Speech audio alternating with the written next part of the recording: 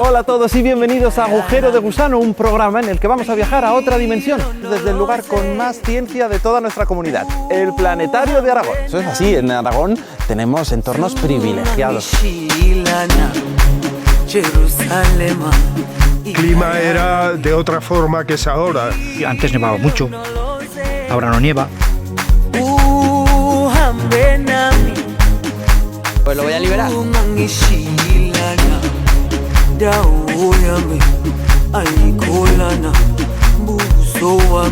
Lograron llevar el agua a las ciudades mediante los acueductos. Y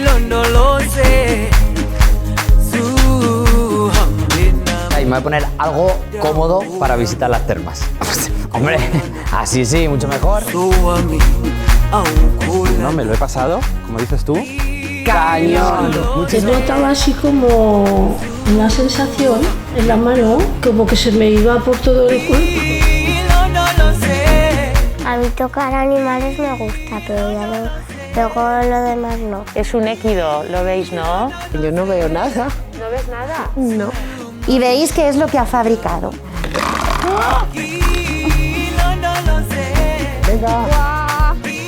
Mira, ya huele en el agua. Y hasta allí se ha ido nuestro peliculero, reportero JJ.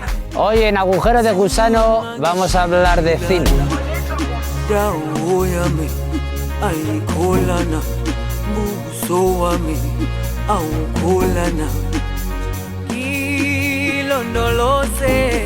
Si no te importa voy a echar el ancla. Exactamente, porque tenemos que quedarnos aquí, no hay que moverse, entonces. Ahí, lo tiro.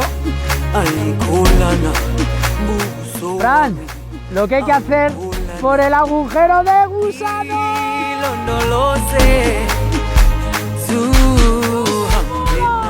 Pero que se ha tirado, ¡Qué Jota. valiente! ¿Tú te tirarías o no? Yo ni de broma, ni aunque me aseguraran que el final estaba en la puerta del Miguel Servet para recuperarme del infarto.